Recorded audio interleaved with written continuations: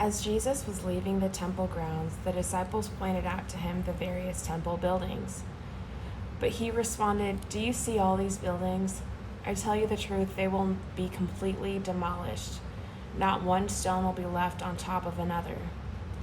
Later, Jesus sat on the Mount of Olives. His disciples came to him privately and said, "Tell us, when will all this happen? What sign will signal your return and the end of the world?" Jesus told them, "Don't let anyone mislead you, for many will come in my name, claiming I am the Messiah. They will deceive many, and you will hear of wars and threats of wars, but don't panic. Yes, these things must take place, but the end won't follow immediately. Nation will go to war against nation, and kingdom against kingdom. There will be famines and earthquakes in many parts of the world, but all this is only the first of the birth pains, with more to come."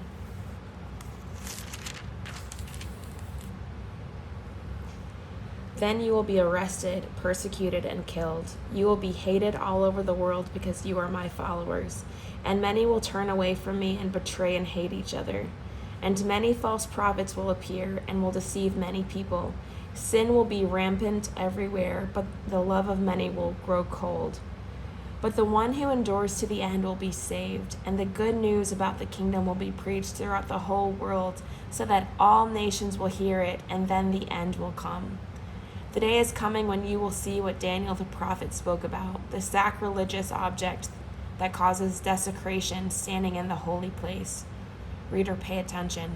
Then those in Judea must flee to the hills. A person out on the deck of a roof must not go down into the house to pack.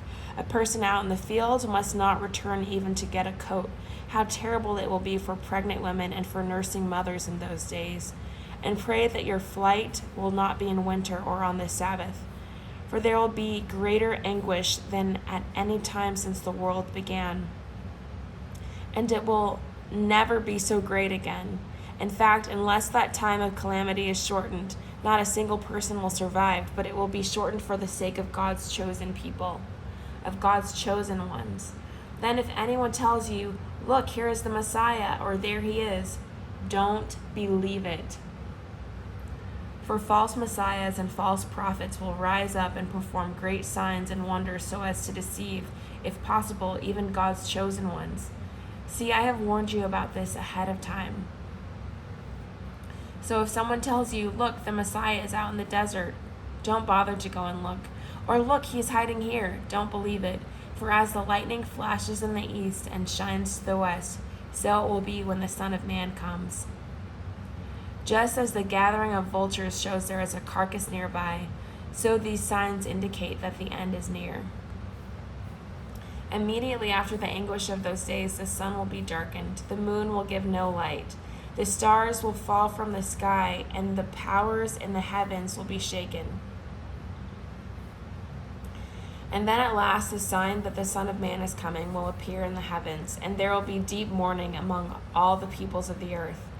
And they will see the Son of Man coming on the clouds of heaven with power and great glory.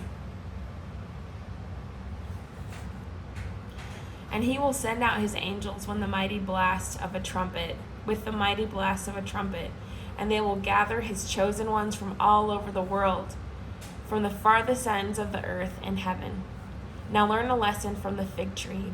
When its branches bud and its leaves begin to sprout, you know that summer is near. In the same way, when you see all these things, you can know his return is very near, right at the door. I tell you the truth, this generation will not pass from the scene until all these things take place. Heaven and earth will disappear, but my words will never disappear. However, no one knows the day or the hour when these things will happen, not even the angels in heaven or the Son himself. Only the Father knows. When the Son of Man returns, it will be like it was in Noah's day. In those days before the flood, the people were enjoying banquets and parties and weddings right up to the time Noah entered his boat. People didn't realize what was going to happen until the flood came and swept them all away. That is the way it will be when the Son of Man comes. 2 men will be working together in the field. One will be taken, the other left.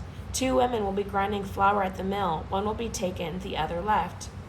So you too must keep watch, for you don't know what day the Lord is coming. Understand this: if a homeowner knew exactly when a burglar was coming, he would keep watch and not permit his house to be broken into. You also must be ready all the time, for the Son of Man will come when least expected. A faithful, sensible servant is one to whom the master can give the responsibility of managing his other household servants and feeding them. If the master returns and finds that the servant has done a good job, there will be a reward. I tell you the truth, the master will put that servant in charge of all he owns. But what if the servant is evil and thinks, my master won't be back for a while, and he begins beating the other servants, partying and getting drunk? The master will return unannounced and unexpected, and he will cut the servant to pieces and assign him a place with the hypocrites. In that place there will be weeping and gnashing of teeth.